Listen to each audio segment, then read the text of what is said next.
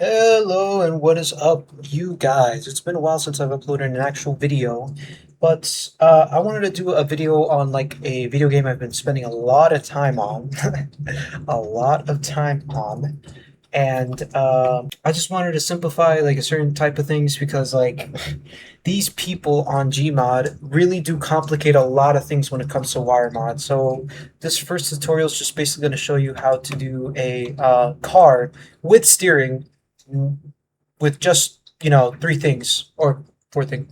I don't know. Let's just get to it.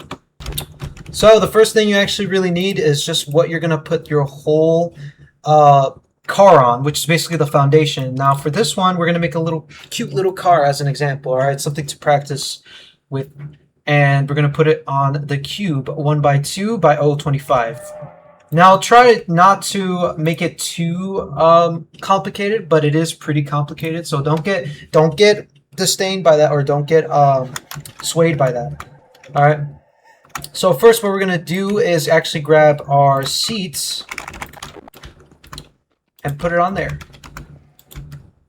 Since this is an example, I don't really want to weld it, but if you guys want to weld it and make this kind of like your first car, might as well.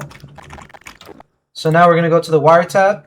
Then we're going to pick any type of, tire we want. I usually want to stick with this one. It's easier to see it, turn and stuff. And add those two in the back. Now, you're going to only have to work with these two for now because what we're going to do actually requires it. And it actually confused the hell out of me because my last build, I only did it with one gate, but this requires two gates for some reason. So what you're going to do is go into the gates, go under the arithmetic app or the arithmetic tab, my bad, and go down to subtract. So now put these two onto there, get a wire. Actually, we actually forgot the most crucial step, and that's to give it a brain, something I forgot to use today. So what we're going to do is we're going to actually press A, goes to A. Then we're going to assign it to our forward key. Then we're going to go to vehicles, then create entity.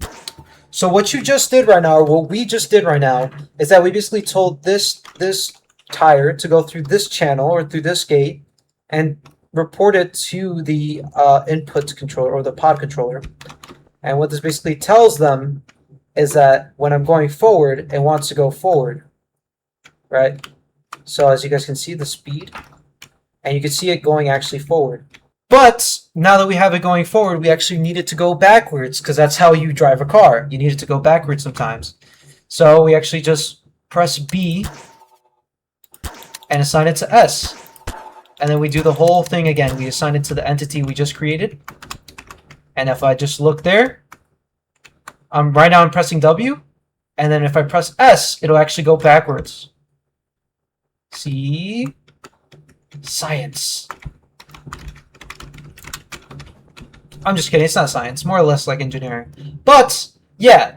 If we assign it to one gate, I don't know how last time I did it. I completely forgot how to do it with one gate. It just got really weird all of a sudden. But if we assign it to one gate, both wheels, or actually one of the wheels will go in a different direction. And, it'll just make it look weird. All right. But we can actually exploit that to our advantage by making the steering wheels up front. But we're not doing the steering wheels right now. We're going to do the other wheel. So for the other wheel, since we got this one assigned to the W, we're actually going to make it opposite. So with this wheel, we're actually going to have it go in reverse. So W is actually reverse for this one, and S is actually forward. You'll see in a minute.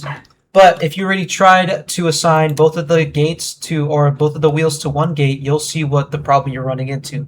Now to fix this problem, you need another gate, which is so difficult, but this is what's required to make a car with wiremod.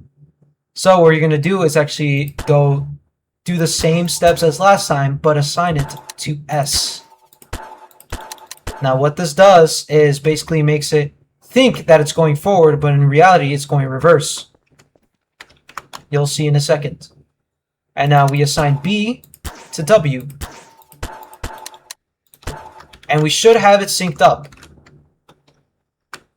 See? Both of them are going in the same direction. Then we have to go backwards. I'll show you what happens when you just assign it to one gates, if you guys don't already know what I'm talking about. So as you guys can see, we have the same thing as over there, but I'm gonna show you the problem of just assigning it with one gate. You could skip this and you could skip this actually. So basically, we're gonna do the same thing for each wheel.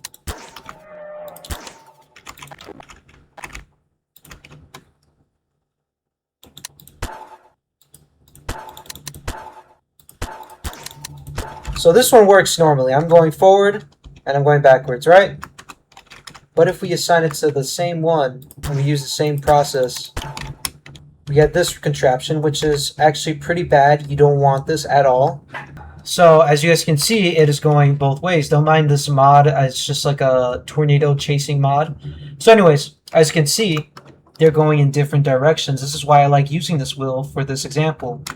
And this is why I don't use one gate. I used to be able to use one gate. I don't know why it's malfunctioning now. But that is besides the point. So now that we got our back wheels all done and ready to go, we can actually just lay it down and test it. If it goes forward, yep, it goes forward. Now all we need is something to stir it, or to steer it. And this is where my little solution comes in.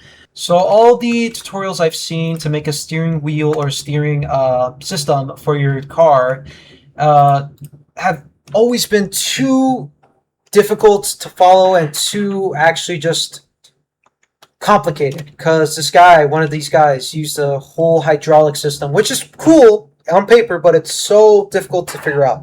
So what we're going to do is basically we're going to do the same thing, but only using one. Now this is where the whole problem that I'm talking about by putting one gate for one, putting one gate for two tires. So what we're gonna do is basically just do the same thing as the back ones, but only using one gate. Now for this example, we have to assign it to our left and right key, which is A, and then B goes to our right key. So this actually doesn't matter. This whole thing, whatever you assign it to, as long as you assign it well, it actually doesn't matter at all which one you assign it to. But as long as you do it the same way as these two, only for one gate, then you'll be fine. Then we do the other one. So A. Then we go to B, D, and we should be able to steer now.